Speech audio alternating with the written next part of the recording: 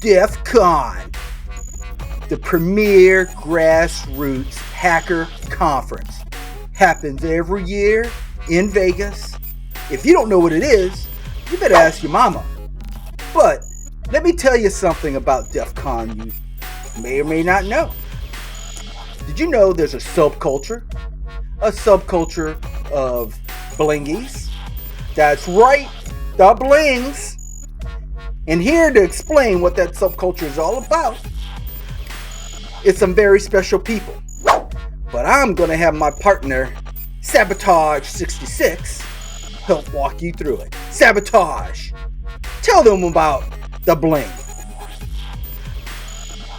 #Badgelife. What the beep is that?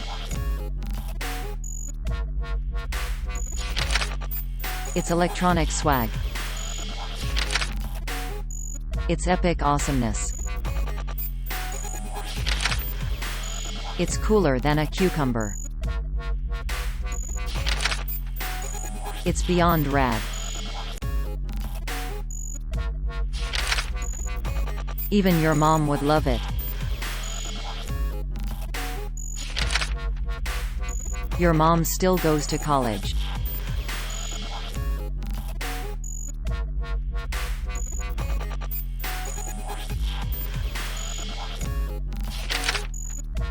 Never mind that crossed a line.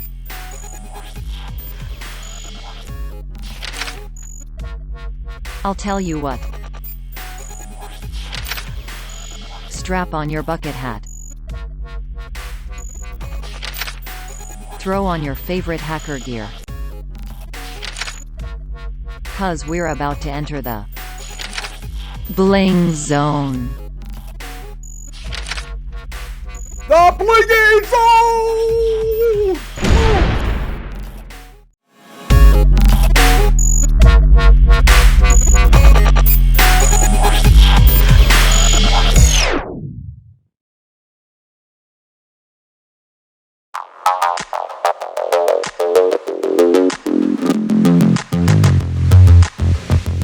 Episode 9. #Badgelife.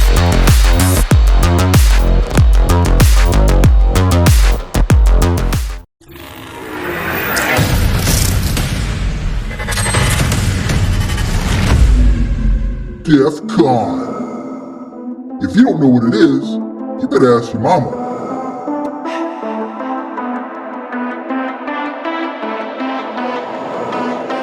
Badgelife is hacker life. Badgelife is hacker life. Badgelife is hacker life. Badgelife is hacker life. The badge is a functional hardware hacking tool.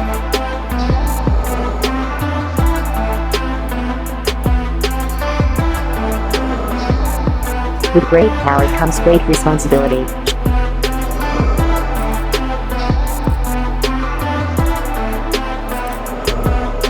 I made a joke, and you didn't laugh.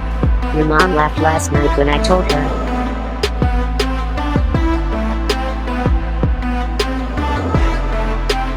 That's right, the blings. Party of one, just you, because you have no friends.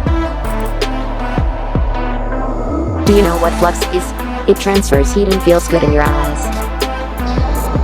Your peacocking factor is now increased to 10,000. Maybe you'll even make a friend that isn't your mom.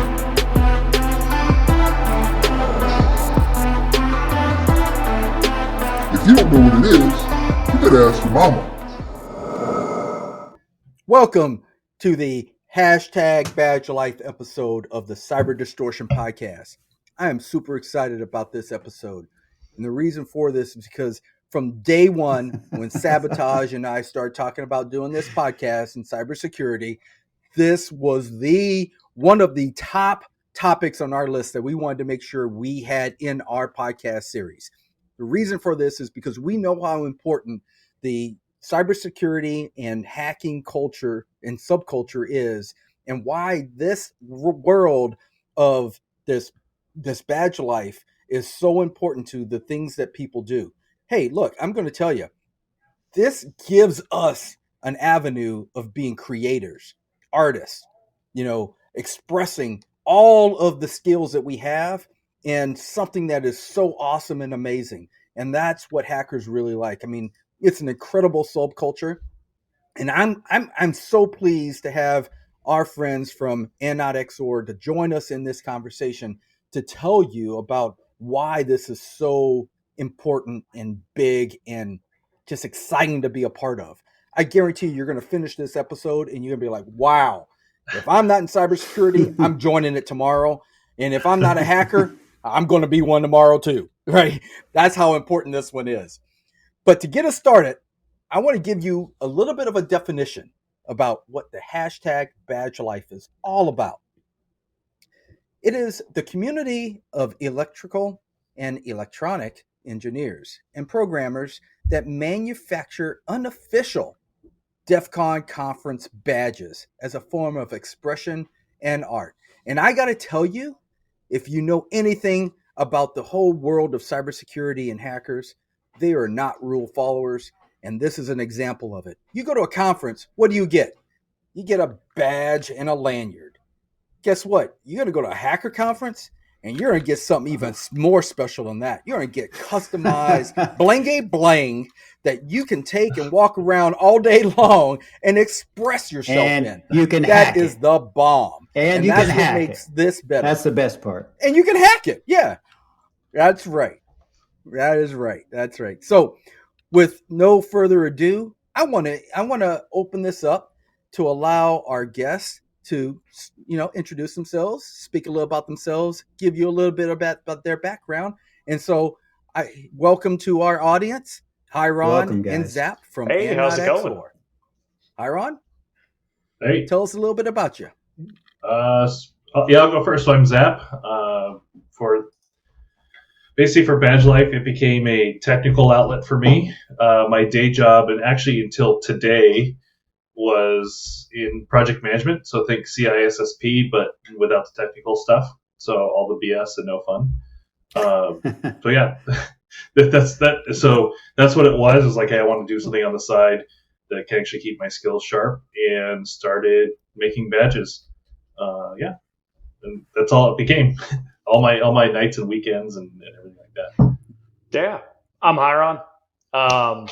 Similar. Well, we'll get to origins later, but between going to trainings, going to school, doing work Monday through Friday, it's just something that's fun to do. I know sometimes we have shelves full of projects that they get finished sometimes they don't. And it's just nice to have this goal of, hey, let's make something like this and work on it as a team throughout the year. So it's a little bit of that. It's a fun hobby to have, and an excuse to try things new that you may not be able to do at work, but you have the skills to do it. So make custom electronics, make them entertaining, put hacking challenges in them, and it's fun. Yeah, it's really awesome. I remember the first year that I actually made it out there to Las Vegas for both Black Hat and DEFCON. I was actually there primarily for Black Hat. I didn't even know what DEFCON was the first year. This would have been DEFCON 25, I think. So I didn't know what I was getting into. I had gone out there for the corporate cybersecurity conference, and that was the first 2 days of the event. And the last 3 days that I was going to be there, I was going to be spending at DEFCON. And I remember walking down the strip, and I was somewhere getting close to Caesars. That year it was hosted at Caesars. And I started seeing all the flashing badges because it was probably already after dark when I was getting down there that night. Yeah, like that. And dude, I got to tell you, I was blown away. I was like, what is this? I mean, do you get one of those for going to DEFCON? Or, I had no clue. I had no idea what it was. And I'm just sitting there thinking, this is the coolest freaking thing. Because the closer I got, the more of those I started to see everywhere. And I'm like, man, people are wearing hats with lights all over them and lit up lanyards and 15 badges around their neck. And I didn't know anything about the subculture of Badgelife. And I'm just thinking, this is too cool. And I remember seeing that it was actually this one. It was the Fear and Loathing badge. And I was like, at the time, I didn't know you guys created this. I had no idea who did this, but I was like, first year in Vegas for a security conference. And I'm thinking all along the terms of Las Vegas and all the shows I've seen about Las Vegas. And the first thing I thought about when I saw this was Johnny Depp. And I'm thinking, holy shit, that is badass. and I thought, I've got to have that. I don't know where people are getting that. I didn't know if you walk up to a booth and say, yeah, I'll pay for that or what. I had no clue what I was doing. And then I realized, okay, yeah, that's a little harder to get than that. And it was just funny because I remember thinking, okay, I saw a couple of these while I was there, and then forgot all about it. By the third day, I was like, seeing, I had seen so many of them at that point. I said, okay, I'm going to go back home. This was after my first year at DEF CON. I'm going to go back home and I'm just going to search eBay and see if I can find any of those cool badges I remember. I didn't even know what I was going to search for. So I just searched Fear and Loathing electronic badge, and God, I was so surprised one came up. This took about 3 weeks. It wasn't right away. It was about 3 weeks later, and it was for a charity. And that's something I want you guys to talk to as well here in a minute, because you guys do sell a lot of these things for charity, and that's incredible. That's awesome. So I guess when I bought it, paid way too much for it. I paid like $600 for it, and I thought, man, I'm probably an idiot for doing that. But it was worth every penny, because I was thinking I would have paid for it at the conference if it was there. So yeah. I'm probably the only person that you guys know that have paid that much money for one of your badges. And I didn't even know at the time that it was you guys that created it. So this thing to me is actually my favorite badge by far. And I'll never sell this one. I think we had I don't have the cowboy one here. The year after that, actually. This one. One guy bid that one. Yeah. Yeah. I think it was like $1,500. Oh my gosh, really? The charity thing is like we're looking to cover our costs, pay for some drinks and dinners and things like that, but we're not looking to make a profit. We all have pretty decent day jobs, right? We're not looking to we don't pull any income from it, so that's like an easy way to give back. And people want a badge that badly, fine. But let's at least make sure somebody else benefits from it. So yeah, that's awesome. Damn. Yeah. And that's a good point that you guys are making, right? Because, we don't make anything off of doing this podcast, but it's a lot about building a community of great thinking cybersecurity professionals that can get all the flavors of that profession, from the corporate side to the be your own person side of that profession, and be able to experience it and allow us to be that conduit to give that information to you and bridge the gap between all of those pieces. That's what this whole point for us is about. So hearing you guys talk about that as, it's a great way to give back, man, those things are so important, I think, in this community of professionals, is to find ways to help everyone, raise the tide a little bit and make us all better. I got to tell you, when I started even doing it, and when I was working with you guys to learn how to build a badge, I learned so much about it. And I had some experience in electronics anyway, because I did a lot of building. I was a builder, maker to begin with. But to understand the depth of what it takes to build a badge and to put your artistry behind it, right? Anyone can really build a badge, but to put your artistry behind it and make it unique is a big deal. And it takes a lot of work. And when you see that come together into something so positive that people were like, wow, that's really cool. I get it. What can I do with it? Let me go figure it out. Wow, man, that is like, it's like art and science all in one. No, one of the most fun charity fundraisers we did. So like every year we'll usually pick pick one, pick two, or pick different ones. Like we like to have a different one every year. And we've done like Hackers Without Borders, Hack for Charities, Wistboard, a few others. I think it was, right before COVID, last like Hackaday SuperCon, where we all got together in person. We brought every badge we had ever made, because we usually save a couple just to auction for charity. And we destroyed them.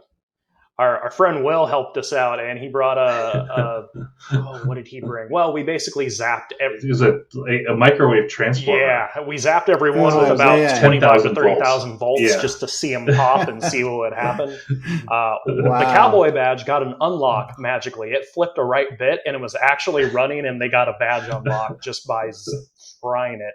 No way. It was fun, but then we took all those, we put them in a shadow box and auctioned that one off as well. And I don't know why I think of that. That's probably the most fun I had. I know people like to collect them and keep them, and sometimes people like to, shadow box, keep them pristine. It was really fun to just take all of the last ones we had of each run and just electrocute them all and shadow box them. I think some people were upset, but it was fun to do that and then auction it off for charity. So that was nice. That's cool. That's cool.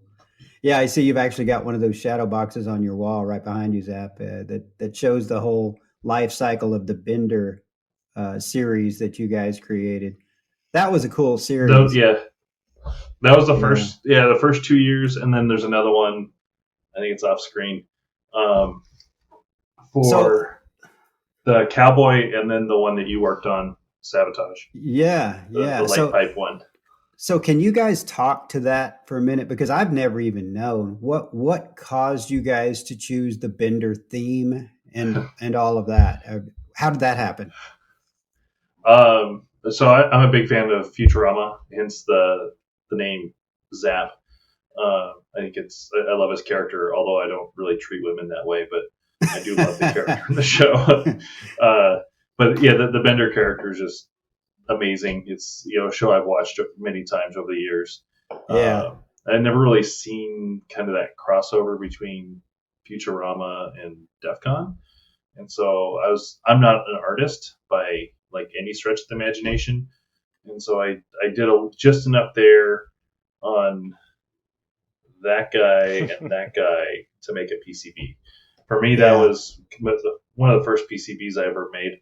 I'm at that time, I was kind of working on project management stuff, but my background was computer science, and I was doing a lot of Java and back-end database type of stuff. So getting into hardware for me, this was a project to get me there. And I spent a whole year after DEFCON 23 just plugging away, like, what's a resistor? How does a capacitor work? Like, just on my own in my garage doing this stuff every night. And art, I couldn't spend a lot of time in the art, but that's what I turned into the PCB. I look at it now because I've kind of self-made double E. It's like, this thing's terrible. Like, there's ground planes. I put RF on there. It's like, why would I ever do that? But yeah, that's kind of where it came from. And then I put, I think, $5,000 on my credit card. I'm telling my wife, like, I think we're gonna get this back. Like, I don't know. I don't know if people are gonna like it. No promises made, but yeah. Wow. Yeah. Like, I'm okay losing $5,000. Like, that's not the worst thing. I paid for an education, and turns out people loved it. So then Bender just that kind of stuck, and so that's the Fear and Loathing was the next year. Yeah. And I was like, hey, what if we put this floppy hat on Bender? And that's the extent of what I can do art-wise. Okay, after that, so we you outsourced. That. Okay. Yeah. That's cool. That was me in Inkscape for hours on end. And that was the year that Hyr0n actually joined us. He joined us at DEFCON 24 when we were distributing the Benders, and things were getting out of control there, and then spent the next year developing the Fear and Loathing one. And then the rest is history. Thinking of that's incredible. To think that you guys started 23. Go ahead, Hyr0n. Sorry. We actually. Oh, I was just saying. So the group actually started at DEFCON 20, but yeah, I'll let you go, Hyr0n, and I'll get into the origin story next. I'll let them know the fun of meeting up, because so I had never been to DEFCON before. I never knew anyone that I would go with, and I'm a bit of I can't handle large groups. It stresses me out, but I wanted to like push myself to go meet, I'm introvert practicing extrovert at times. And I had, met one of my old friends from high school, and we were catching up, and he was like, oh, Zapp, like, he's going to go to DEF CON. You should come meet us at DEF CON.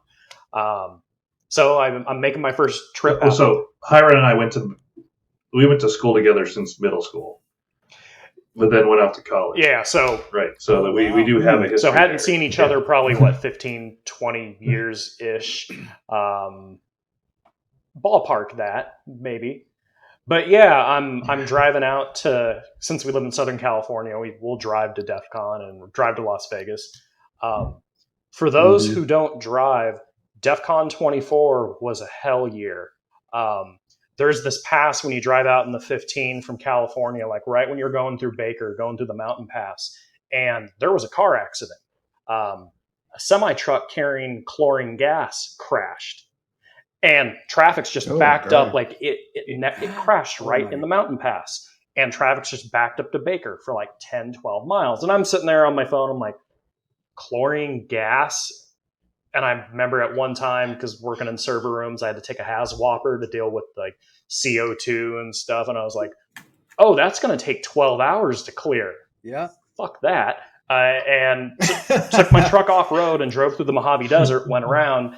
I get to Paris and I'm like, where the hell are you guys? We're in traffic. I'm like, you need to drive through the desert.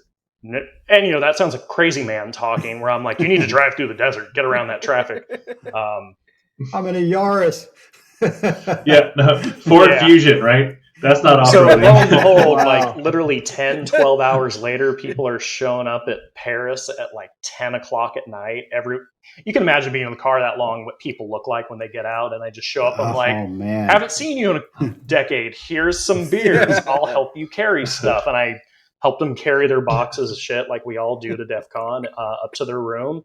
And one of the boxes opened up, and I see the original vendor badge, and I'm like, I follow you on Hackaday. You make that? Do you need help? Here's beers. I also can punch buttons in code. Let me help you out. Wow. But wow, what are the odds? But yeah, reconnecting at DEF CON, which is nice. That's a good but story. I think their origin of the group is even more entertaining. Yeah. So the group actually started. There's three of us. So the one guy that Hyr0n's talking about, 8-bit, he also went to high school, and I ran into him at DEF CON 18. And actually, that's kind of where it became. This is the DEF CON 18 badge. It doesn't work anymore. You better get it. Yeah, huh? that's it's kind of where it started for me. What somehow year would that I showed have up been? like Friday afternoon, 18. So 2010. 2010. Okay.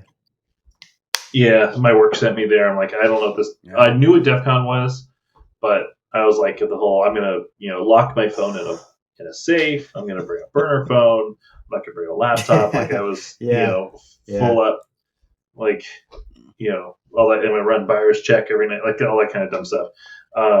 And I get one of these, and that kind of sparked it. Like, oh, this is cool. Like I can wear this. And anyway, so I run into 8-bit, and it's like kind of rekindled that friendship from high school. We end up hanging out, and we end up going back at DEF CON 19, and then going back at DEF CON 20.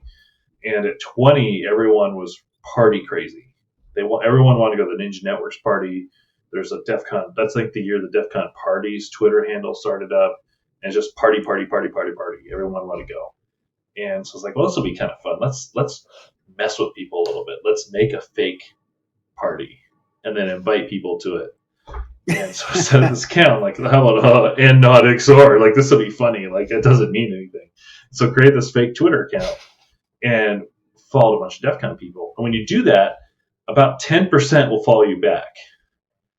And so pretty quick, I had about 100 followers, and it looked legitimate. So then I start tweeting, like, at DEF CON parties, hey, come to the car hacking village, and you can get a ticket to this VIP party, blah, blah, blah. I wasn't anywhere close to there. And people they would swarm to the car hacking village. And it was just fun. Like, that was funny. Like, watch people run around. And the next year came back and go ahead. I was going to say, you had no idea how that swarming was going to continue when you guys started dropping badges several years later. Yeah, it's like it's become this like 10-year kind of troll thing. I guess we've done. But then the three of us, the other guy, Bender, super tall guy. The three of us just kept kind of talking throughout the year, like, hey, let's do this Raspberry Pi, let's do this, let's hack on the Ninja Networks phones that we got. And we did all these little side projects, and so we're like, what name should we put under? Well, I got this and not XOR Twitter account. Let's just use that as our stupid name for our silly little project. So DEFCON 21, we did stuff with Raspberry Pi. 22, I had to miss. Actually, my son was born that year, and then 23. 8-Bit did the Crypto and Privacy Village. Actually, that's the poster here. Did their badge for 23, and so then we decided to do our own. So that's kind of how it started. But it was just all set up just to troll DEF CON. Yeah, that's awesome. That's awesome. That's pretty good. That's a really good story. And I think as I have a background in computer science and programming. And I've kind of through the years, 30 years of IT, I've wore many hats and done a lot of different things, right? But you got to appreciate the name and not XOR, right? You've got to appreciate that. If you know anything about programming, you're gonna read that and you're gonna be like, oh my gosh, that's really cool, right? So to say, oh, I got this Twitter handle, right? Let's just use that, right? Dude. That's a great. Well, and there's nobody troll accounts waiting in the wings. Well, and it's funny too, because anybody that knows anything about this Badgelife stuff or that has collected these electronic badges knows who and not XOR is and what they've created, and the very first badge that you guys created, the simple Bender badge, the very first year you did it, I think that probably would have been 24, right? DEFCON 24? Yeah. Is that what you said? Yeah. That's the year before I started going. And to this day, I still don't have that one. And I'm like, damn it, I got to find that someday just so I can complete my collection here. But that theme was so cool. Yeah, that badge right there. That is so cool. Zapp's pulling one out. I think this is the only one I have. That one is cool, even as simple as it is. It's like the original. That's what started it all. So there's so much history behind that one. It's just really neat. So did you guys know when you guys reconnected, Hyr0n, did Zapp, did you know Hyr0n knew what he knew? Or is that just by happenstance that worked out? I didn't know that he had been following it. I didn't know how big it was becoming online and how much people were kind of gravitating towards it. That Thursday of DEF CON, I think, were you with? Whatever it was. So that Thursday of DEF CON, we took a suitcase full of these badges down by the Paris pool. And it'd be like one person every 10 minutes coming down to buy a badge. Yeah. And so I was like, okay, this is good, but we're going to have to, just get to pick up the pace if we make back my $5,000. And so everything's kind of like, okay, great. I have a couple followers on Twitter. There's some Hackaday stuff about it. That's kind of neat. It was Thursday night that it really hit. We tweeted 9th floor of Paris. And about 20 seconds later, and we were on the 9th floor. If you've been to the Paris hotel, they've got these big open spaces with couches and chairs. And it kind of spreads out. 18 different wings, different ways, right? Right. And we had, and 30 seconds later, all six elevators open, and you hear this scream, and they just floods of people come in. Wow. And like, where did this come from? And we're talking to people. We're like, hey, we've only got like 80, and you're number 82. Sorry, we don't have any more. And they go, I don't care. I just want to be here. Really? And it's like, and there's another 100 people after them. Like, oh, That is I cool. guess it's just Wow. incredible. I've never experienced. You know how anything stressful it is to have like 100 people in a hotel hallway, and you're like, oh God, Caesar security is gonna, the Yellow Jackets are gonna murder us. We need to get out of here like now.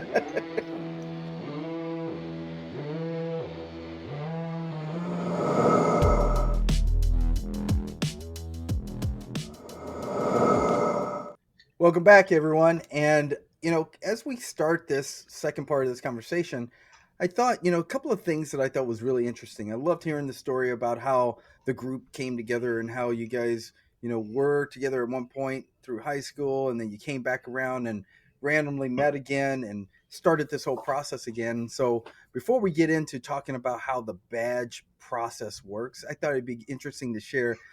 Sabotage and I met because Sabotage is a customer of mine and in the real world. And as one of my customers, he's always demanding stuff from me. And so one of the Badges? things he was demanding was that I get involved in this world, right? He says, come on, you got to do it, man. What are you doing if you're not going to be showing up here?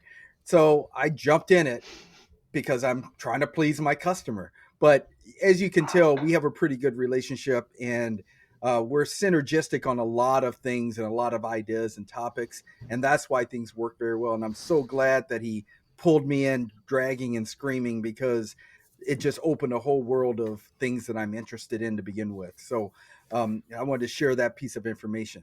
But when we get into this, going along that same line, of course, when he's like, we got to make a badge. We got to make a badge. Of course. Who's making the badge? I'm Kevin? the creative one. I'm the creative one. He's the techie soldery guru, and he does all the hard work. I just make it look pretty.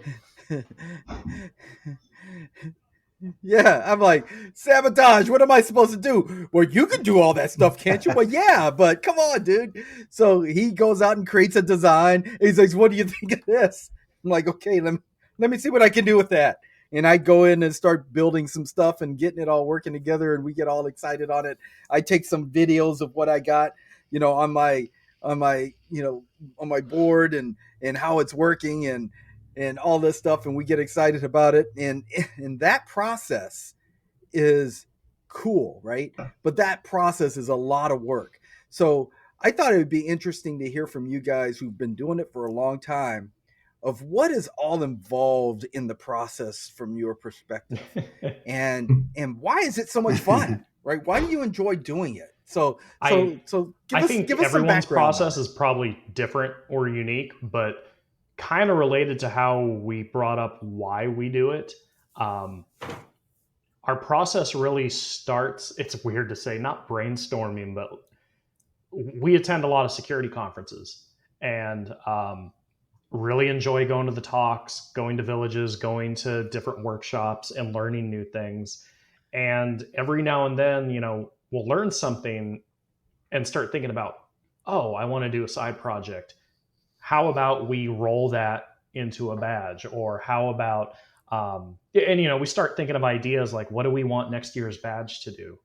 And a lot of it is just inspiration from being around other creative people and getting ideas, learning new techniques for hardware hacking, for Wi-Fi and Bluetooth hacking, radios.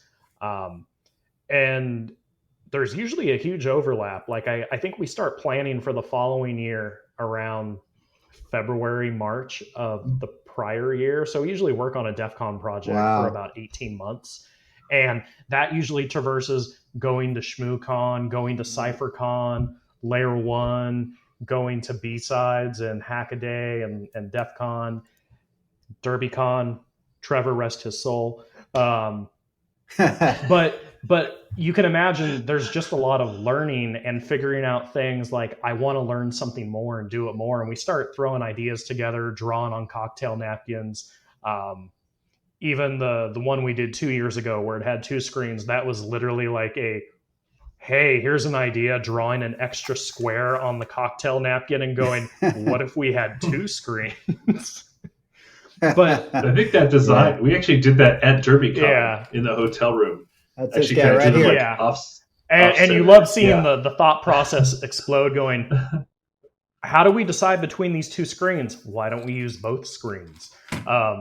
But really, it's just getting creative and looking at things that we want to learn more about, and starting to figure out, well, do we want radios or not? Do we want any wireless connectivity? What kind of artwork, what kind of theme are we going for? And we really start to hone it in on that, even though our first couple of prototypes are usually like a square board, just doing basic stuff just to see if we can make it work. But it's kind of this hybrid of, what do we want to get out of it? What do we want to learn? And how can we make this fun and interesting? Because everyone's badges do something different. And I think a cornerstone of ours is we really like to visually do something unique with the artwork and hardware design, and put some kind of interesting games, some kind of hacking tool or hacking functionality. Yeah. And to put some kind of CTF challenge in there. So it's not just, hey, it's aesthetically pleasing. We want people to be able to learn something from it. And usually putting in the CTF challenges over the past few years, we try to make it so diverse where it's like, you need to be able to hack Wi-Fi, Bluetooth, actually hack hardware and cut traces, binary reverse engineering, using Ghidra. And so we kind of like to sandwich in everything, like, here's a lot of stuff I learned this past year, and I want to turn that into a challenge and give you a tool that's a ridiculous looking tool, but it's fun. And then there's just an iterative process of, hey, we got an idea. Zapp draws up like and designs a proto board. We break it, bodge wire it, and just kind of like recursively go around and around trying to improve it and add, games and challenges and aesthetics to it. But I definitely think we wouldn't be able to do what we do without like being inspired by those around us and going to other cons, right, and seeing the different badges that other people make. And we think of things and go, what if we riffed on that and did something a little different? They had a great idea, and we usually collaborate, work with them and say, hey, what if we do this? What if we do that? Right. It is a movement, right? I mean, you see all these other people doing it. You can collectively gather ideas and build on and new concepts. And then you have some idiot like me who shows up out of nowhere and says, hey, I don't really know you guys, but I bought this badge last year and I got this cool idea. And I walk up with a piece of foam board and a concept with freaking aquarium tubing in it and say, do you think you could do this? And the next thing you know, you guys are actually creating the damn thing next year. But you went from being interested in something to making other friends, to working with them, to learning more about embedded systems and hardware. And, before Skynet kills us all, I think the more InfoSec people that learn about embedded systems, we could maybe have less stupid IoT devices. I don't know. But yeah, maybe. Shout out though, like one of the coolest ones we've seen, point. like with art. I think it's the QueerCon 24 badge, Squid badge. Do you have that one, Zapp? I do. There was a design genesis off that. Hey, there it is. Oh, that's sweet. The little Uber. That is a cool badge. The Uber, or no, was it Lyft? I think it was the Lyft add-ons badge. for the little hats. Yeah, right up there on the top. Yes. Yeah. So that's what led to the shitty add-on, correct? In a way. Well, yes. In a way, yeah. So it was us and QueerCon. So they did that in 24, and then our 25. So the Fear and Loathing badge we talked about. Yeah. We added this brain slug, and you can see on the back, but it was 6 pins. Mm-hmm. It wasn't much to it, but it just did this silly little pattern. Right. That was kind of the inspiration. Say, hey, they did these add-ons. We like the Futurama thing. And that was kind of where it started. And then we were talking in this Slack channel with other badge creators. Like, wouldn't it be great if we just kind of standardized on that pinout and standardized on the connector? And that was the shitty add-on. And we saw it even get picked up by DEFCON proper, which is kind of amazing that this little group of people kind of agreed on something. And it was really only a matter of minutes. It was like, I think it was Elwood the Wood. He did the B-side Yeah. San Diego and the DEFCON 619 badge at one of the DEFCONs. He was just like, he went into literally like Microsoft Paint and drew a square and said, this is power, this is ground, this is this and this is this, and just like threw it up there. And that's what everyone started and using. everyone went, that's good enough. We can work with that. Yeah. And it works. But it's Yeah, cool it's just how 4 pins. Yeah. being inspired by that. Yeah. Yeah. But that's a great example of engineering on the fly. Yeah. Enough people grabbed it. And that's, what's cool, even more cool to that is the fact that, that is the essence of having engineers think about something and aspire to do something bigger and just say, let's cut all the tape. How about this? I'm going to draw it out on a napkin. Everyone agree? Yeah. Okay, let's do it. Right? And you move forward with it. How simple can things be sometimes? Yeah, when you can just get down to brass tacks and just make it happen. Couple little shitty add-ons right there. Mm-hmm. Yeah. So you have like our old Bender and then the audio reactive add-on, which was a fun. So for us, that becomes little side projects, right? I've always wanted to do audio or, shrink down our original badge. It's like, hey, just make a shitty add-on, right? That takes a weekend and a little bit of coding. Yeah. But it was just so awesome to see as many people do what they did, because I think for some, it may be intimidating to be like, I don't know how to code. I don't want to deal with embedded C and firmware and whatnot, but I'm good with the analog electronics. I can make something cool and artistic and Blinky. And a lot of people just started saying, hey, I'm going to go. There's a great KiCad series by Chris Gamel, like Getting to Blinky. And in a few hours, they could learn how to use KiCad and start making their own. But you start seeing that and it's like, cool, people are learning custom electronics and designing their own stuff. And a lot of those folks moved past that and said, hey, I'm going to get a processor now. Hey, it's going to run Arduino now. Hey, it's going to, and people learn and improve. And I just think that's awesome, because then we get together and see like, hey, what did you make? Here's what we made. Like, it's a great thing to just share with one another. Right. And to Zapp's point earlier, is you can trade. You trade really yours for theirs, and you have a huge collection before you know it. Yeah. Yeah. What was really cool for me is before I started even doing anything with badges, I had already had several years where I was custom building drones. And so the bottom line of using processors and, getting the right components that I wanted, I had the fundamentals behind that and I knew how to work it. But when you're adding art to it, for me, that changed everything, because I'm not just building for function. Now I'm building for function and art and this special part to it that, hey, let's figure out how we can also add something that people can hack, right? You have to really think about the three dynamics to it, and that's what really it's hard, really and interesting. you have to deliver on time too. So you have a whole supply chain and logistics chain behind it. It's kind of this perfect storm of all these different variables coming together. It's really challenging. It's impressive how many people are able to pull it off too. I'm surprised. Last year we ran some issues with supply chain.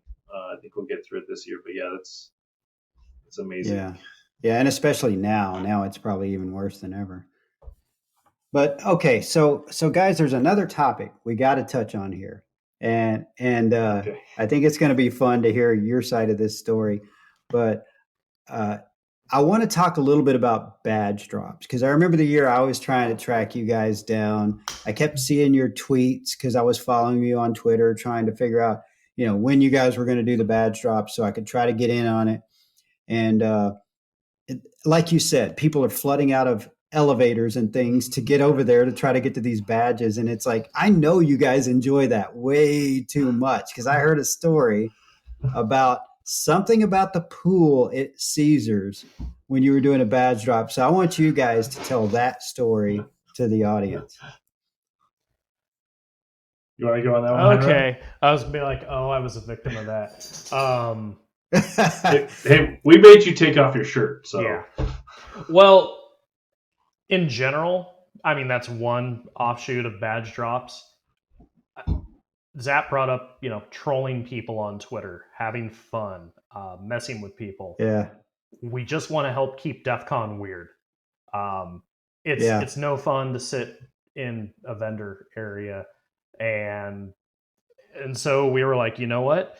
I think we were just kind of hungover, staring out the window in the morning, like looking at the pool at 9, 10 a.m. We're like, I wonder if people would swim for these.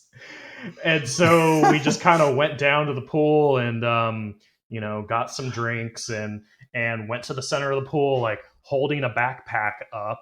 And here's a funny thing. Like in the middle of the pool, they sometimes have those islands, like at Caesars, they have that little like circular Roman, I was gonna say Grecian, whatever, Roman island with pillars. You can't drink alcohol there. The lifeguards get really, really upset, even though they sell booze at the pool. You can't take alcohol to the middle of the pool and stand there. And they made us put it back. But if you want to bring a backpack full of electronics, that's okay. Yeah. So wow. me and 8-Bit just kind of like stood there posing and whatnot, putting on badges, and we're like, okay, let's tweet something out. I think we put meet us at the Flamingo pool and took a picture of the Caesars pool. I think there were a lot of people pissed off at us because, if you want to go to Caesars, you have to go through the Spanish steps, over. Yeah. And people are like standing at the edge of the pool, like, we're here. I'm like, we're in the middle.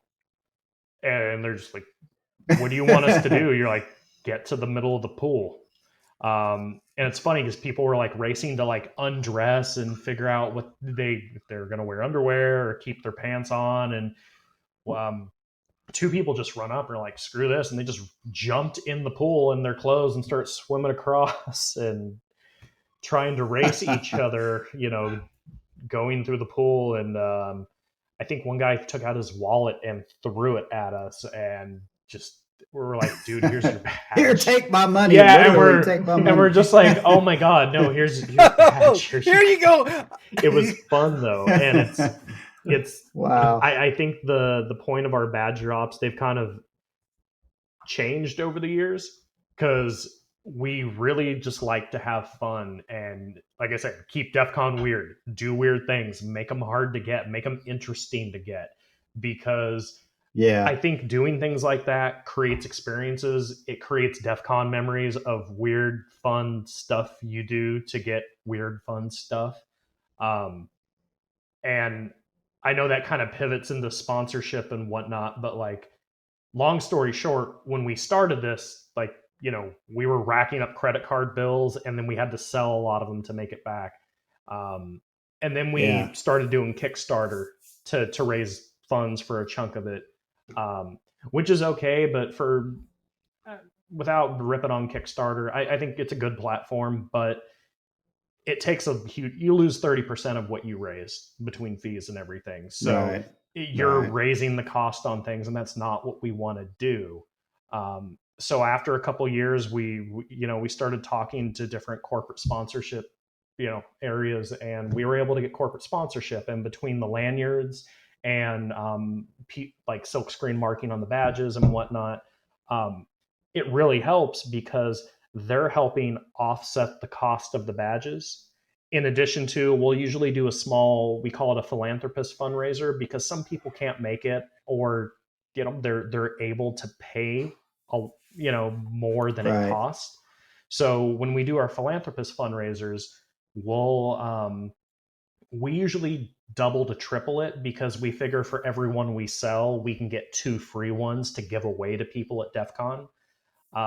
And the end result of that is, when we get to DEF CON, we don't want to take money from people. We don't want to sell them to people. We just show up with a few hundred badges, and then, due to the philanthropists, due to our awesome sponsors, like we can just go out there and say, hey, you need to hack stuff. I want to see, you complete these challenges. Or we'll walk in and listen to talks. And if someone gives like an interesting talk, or even one of the hallway con talks that people do, we'll just be like, dude, that was awesome. Are you into electronics? You want one of these? And it becomes more of a fun way to just give them away for people either doing good things, teaching others. One of the best ones I loved, I think we all loved giving away. It was like people waiting in line con the night before. And there was this guy teaching people how to use an oscilloscope in line with nothing to do. And they were like laying out an oscilloscope and showing them actually how to do that. And we're like, that's awesome. You're teaching people how to use that kind of gear. Wow. And we're just giving them badges. So it's kind of progressed how we do badge drops because we don't have to focus on, how do I get my money back so my spouse doesn't kill me for the multi-$1,000 credit card bills we bring up. Yeah. It's more like, hey, due to sponsors, like you see Urbane on our lanyards, and they've helped us out for the past number of years, and they're awesome for that. But I love that we can just go there and focus on giving them away to people doing good things and have fun doing it, make unique, creative situations for people to get them, and keep DEF CON weird. That's more fun. Absolutely. That is so cool. That's so cool that you guys do that. And it's such a unique way to do it, a unique way to go about it, to incorporate sponsors and people that are willing to put their names on the badges just so that you can do larger runs and get them in the hands of people that really, really enjoy them and really want them. And it's good promotion for you guys too. So that's pretty sweet. Well, and support people to continue to do things to give back. I mean, the fundamentals of this is you're giving back because in your giving back, you're supporting other people giving back, right? And you're recognizing people who are giving back. I mean, that story about the guy in the line using the oscilloscope. I mean, oh my gosh. I mean, that's invaluable, free training that people are getting on the fly. That I guarantee you, they're going home and they're saying, dude, you can't imagine what I learned. Right? That's the kind of thing that we want to spark. Those are important things. No, but you're right. And that's the thing. Like, if you go to DEF CON, you should walk away have learned something new. And, some people may chill in DEF CON, Line Con the night before because they want to camp out looking at a tablet and reading or watching Netflix or something. The fact that there's some people like working on projects or bringing in gear with an extension cord and they're like, hey, do you want to solder? Do you want to learn to solder? Do you want to learn to... I think that's awesome. And yeah.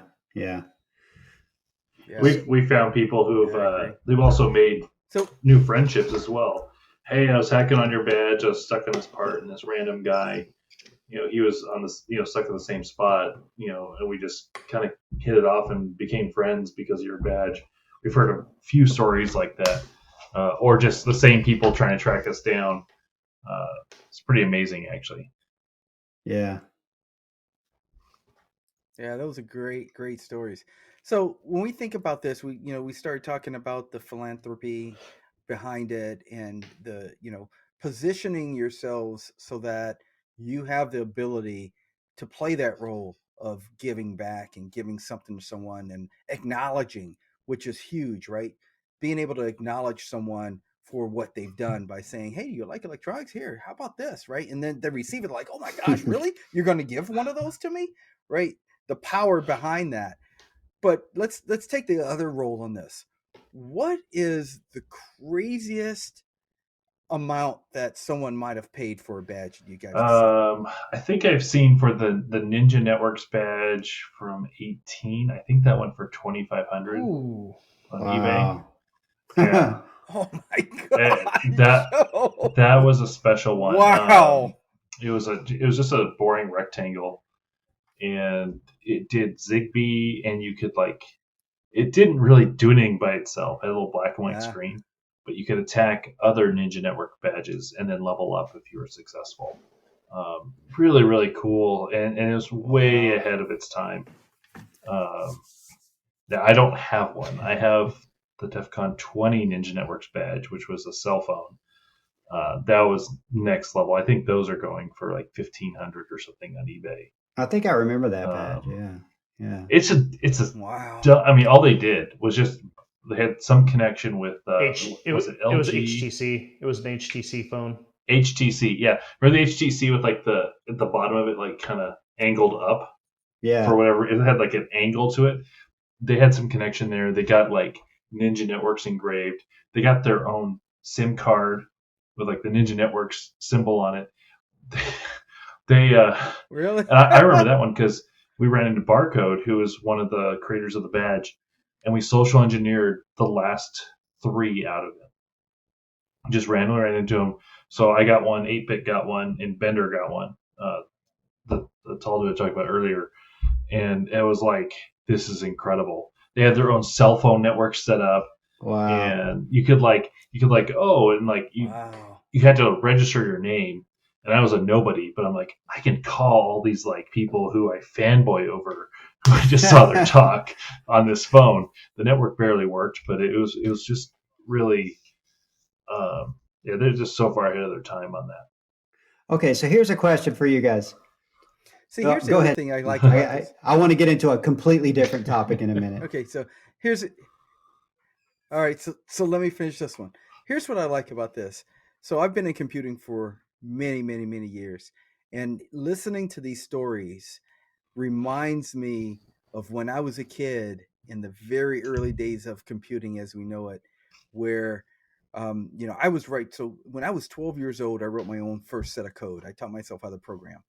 And at that same time, there were user group meetings all over the place that would just spawn up, right? And people would show up at these user group meetings, and people would showcase, their hardware that they were making or the code that they wrote and all this stuff that they were doing. That is the essence of what's happening here, right? Now, what came out of those user group meetings were major multi-million-dollar organizations. Microsoft, Apple, all these organizations came out of those user group meetings. It makes you feel so inspired to think about what might come out of what this culture can produce by the microchip programming that we're all doing. This next level, think outside the box, come up with something cool. What could come out of that could transform the next age of computing for us?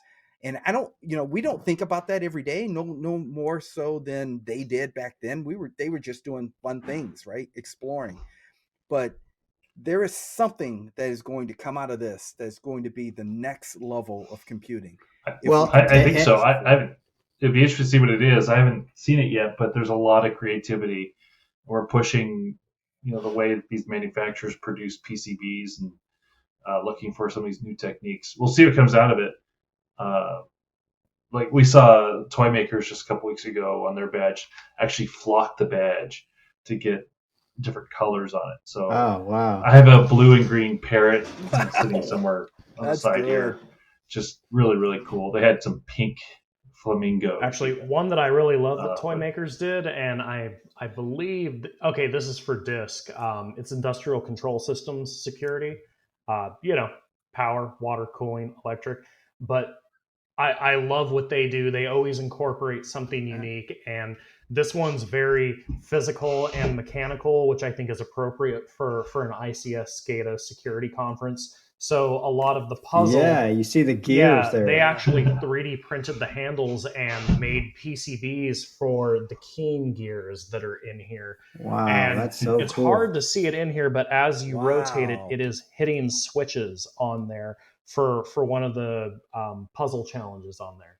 So, between the artwork and the programming and some of either your cryptography or type puzzle challenges that they have in there, I just love seeing that kind of I don't like using words like innovation or whatnot, but it's creativity, and it's the amount of attention to detail that goes into this. And I don't know, reminds me of like Imagineering type thing.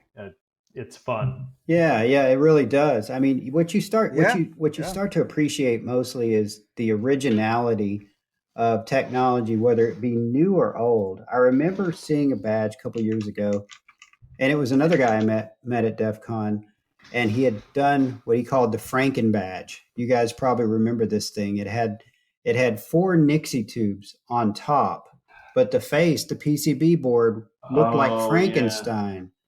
And it was so cool. I know he didn't create more than a few of them at the time, but he was there to take orders so that he could go back and make more of them. I think this guy was from overseas. I can't remember exactly where he was from. Really cool dude. But I just thought that was one of the coolest looking, most original badges I'd ever seen, with using a technology that wasn't new, but it was extremely cool, throwing it on newer technology and combining the two together. I like that. A lot of it is art. I love the idea of using old stock, like the Yeah. Nixie tubes, right? I think you can only get those in Russia. Yeah. These days, right? Yeah. Not anymore. Not anymore. Yeah, not today. Not here, right? Not here. That was one of the inspirations behind the BlackBerry keyboard. That's really cool. 28 was like, hey, they've got millions of these things still sitting out there. Let's buy up 1,000, or I think we bought 1,000. Yeah, no. Yeah, I still have a bunch sitting around. It is funny to think about, though, if you look at that. We made new stuff, but I think we made more new stuff with Pinocchio than the actual major components, because you have a BlackBerry keyboard and those TFT screens are cell phone screens. Like if you go on AliExpress or look around and you want small, those were meant for like Nokia screens and other screens. So we're using old cell phone screens that they have excess stock of, and you have BlackBerry keyboards, and it's a good way to mitigate supply chain problems. Buy what already exists and work with it. Yeah, there you go. Yeah. And get creative. Yeah. Throw some light pipes on it, right? Love the light pipes. That was so much fun. That was such a hard problem to solve. That was so hard. Yeah, I can imagine. It's easy for people like me that can get creative with artwork and things to come up with something that may not so easily be translated over into the electronics world. And I think that was a cool comment. We'll throw a picture of that up on the screen here so people know what we're talking about. But that's how I met these guys. Is I mocked up this what I wanted to see as a badge, and it was just a concept. I had no idea if it could really be pulled off, and I kind of just proposed it as a challenge to these guys and said, "What do you guys think?" And you said, "I could tell when I showed it to you guys, you were already thinking of how you were going to pull it off." Because a couple of you got dead silent and just started thinking, and you kind of stared off into space. And I knew, okay, cool. That I've got them challenged now. And then sure as heck, they pulled it off. And that was the genesis behind this badge here, which is really cool. Really cool. The little gas canisters, that was fun as well. So the two things, the physical challenges on that one, light pipes, of course. That's where we spent most of our effort, was making that work. But the canisters are capacitive touch, and they're circles. Making all the data sheets say you got to make it a perfect circle. Here's the pattern. Well, those are not. Those are actually like ovals, and they're kind of stretched out and kind of weird. And then we wanted them to be glow in the dark, so we had to get glow in the dark stickers that matched the PCB design exactly. Yeah. And then two per badge, but they're two different ones. Jason, have you seen this badge in the dark? It does. It's really cool. It does glow like that. Got it. Oh, I got to look up who helped us with that. It's really nice. You would think it's easy to do, but trying to, people get stickers made all the time. And when you try to look for, okay, I want to make glow in the dark, glossy vinyl stickers, it's not as easy as it sounds. And we found this great place out of Houston that helped us out. And damn, I got to look them up now and remember who that was. But just even weird challenges like that, where it's like, we want non-traditional bling. We want these light pipes. We want the things to glow and put ourselves through pain by peeling off 1,000 stickers and perfectly sticking it because, you screwed up once, the sticker's wasted. You got to throw it away. Yeah, that had to be tedious as hell. But it turned out well. It turned out really cool. And they're not peeling off. I mean, they're still there. Yeah. Yeah, I actually ripped mine out of the bag today just for this episode to show this is a brand new one right out of the bag. Yeah, see, you've got the red one. Yeah, It's obviously, a prototype. yeah, obviously prototype when you have the red or the green. I remember the picture you guys posted on your Twitter of the green one in the window overlooking the strip. It's one of the coolest photos I think I've ever seen in related to these badges. Before I forget, I'll have to find that picture and show if it. you need glow in the dark stickers, Rockin' Monkey out of Houston.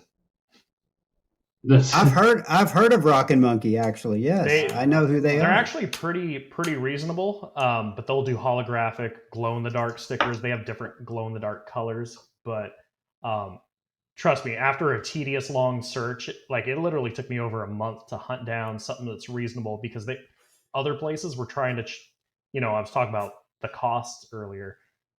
If someone tells you, oh, that's going to be 75 cents a square inch, that doesn't sound like much until you realize, oh, wait, I have 4 square inches of sticker per badge, 500. That's $2,000 in stickers. Like, I'm not going to pay $2,000 for stickers. That's insane. And therein lies the reason why you need sponsors. Yeah.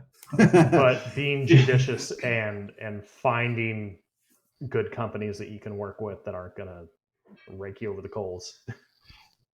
And a lot of them, when they realize what you're doing it for, then they go, "Oh, we need to learn more about this," or because you're stretching their process a little bit. Pinoco is really good on the DEFCON 28 badge. They were like, "Okay, we're not used to having this many."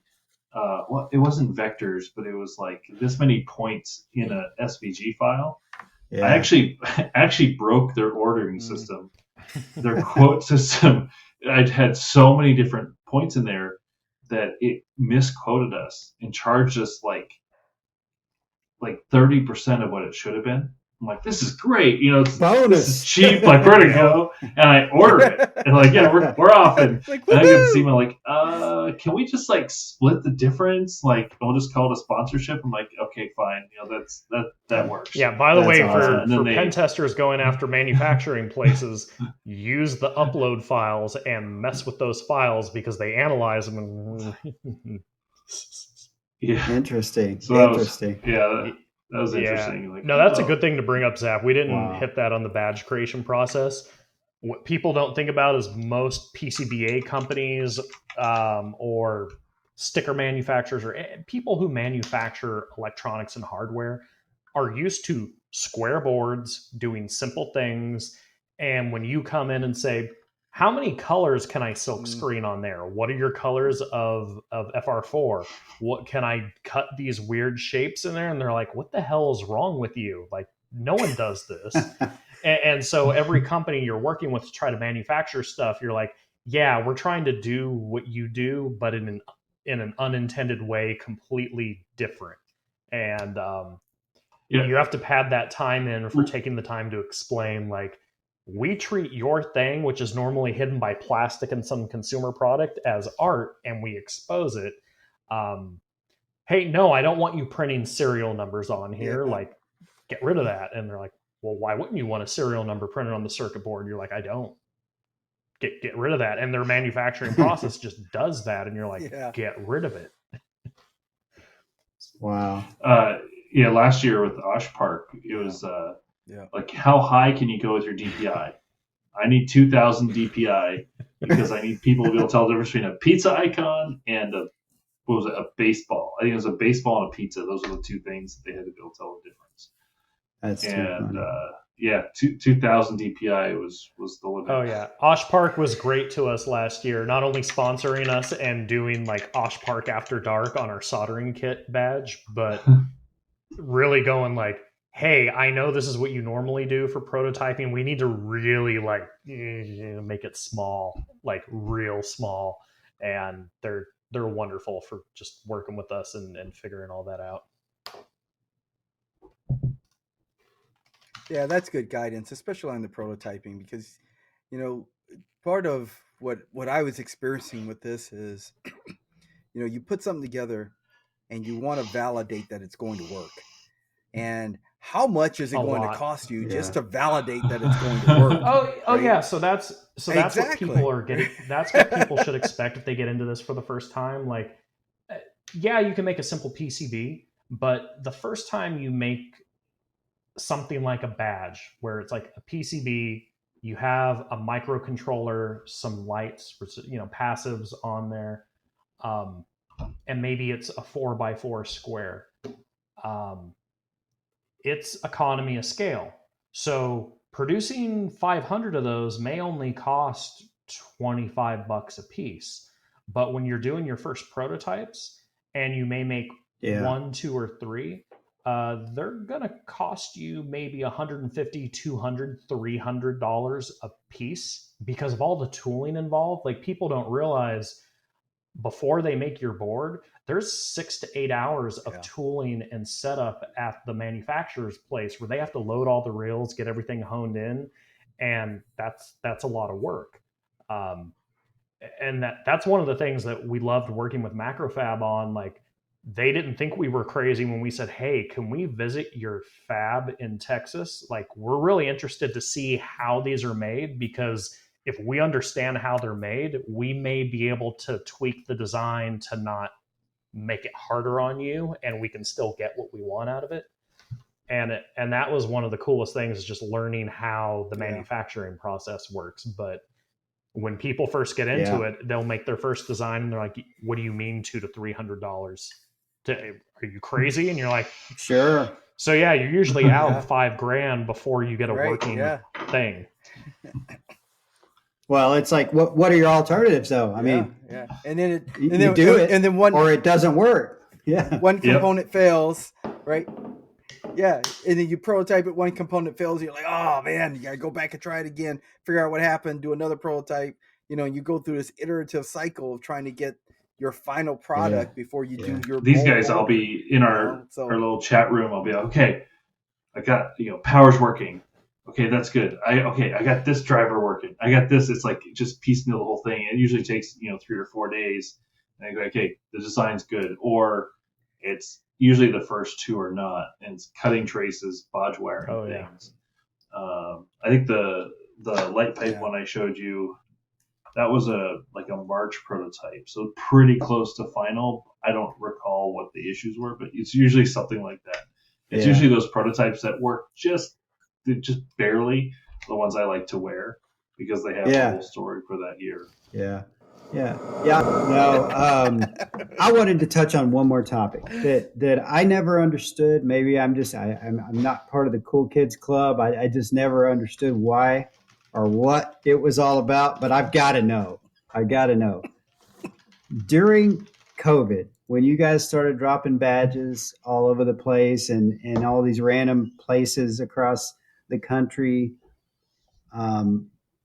there was always posts on Twitter about Matt Damon, and Matt Damon making a showing every time there was a badge around, or Matt Damon's face on the screen. What is that all about? What triggered the Matt Damon movement? So before he started chilling for crypto, he was the most handsome man in show business. So that started actually before Hyr0n's time, before my time even. So 8-Bit and Bender were college roommates, and I don't know how Matt Damon started between them, but when I started hanging out with them at DEFCON 18, 19, 20, and so on, Matt Damon was like a swear word, right? You'd stub your toe on the bed, because 3 of us, we couldn't afford a hotel room in Vegas. We'd be smashed into this tiny little room a mile away from DEFCON. And you stub your toe on whatever, and you'd be like, Matt Damon. And it's just the thing you started saying, and it was constant year after year after year. Even when, we hadn't done a badge, no one knew who we were. We're just like 3 random guys just being idiots in Vegas. And so a couple of years ago, we're like, it'd be funny if we just started using the Matt Damon hashtag and got people to get as, obsessed with Matt Damon as we are. And the 2 times we found the Matt Damon hashtag trending were around our badges. And I'm sure it's driving their publicists crazy.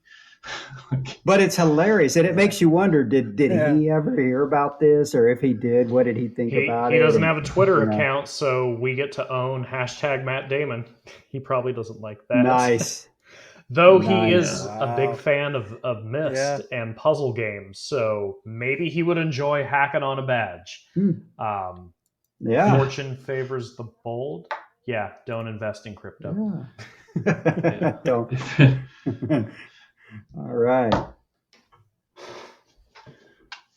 So I think, all of that is really good. We've had a great discussion around the history, why this is important, what gravitates people to really want to be a part of this, and why it's important to be a part of this. But I got to ask you guys, I know you've got the secret sauce for this year that you're working on. What can you share with us about that? So I have a prototype about 1 foot from the camera right now. I won't show it. So the one, it's there, but it's there. You won't see it, but it's there. The one thing I will share is it doesn't. Yeah, boom. There's no art this year on it, and that's going to throw people off a little bit. But I think people will like it. It's very hackable. It's different. I think every year we claim our badge is different. And I think that's mostly for us too. Like, we don't want to just iterate on the same thing. We want to throw away what we did, start fresh, do something different we haven't tried before.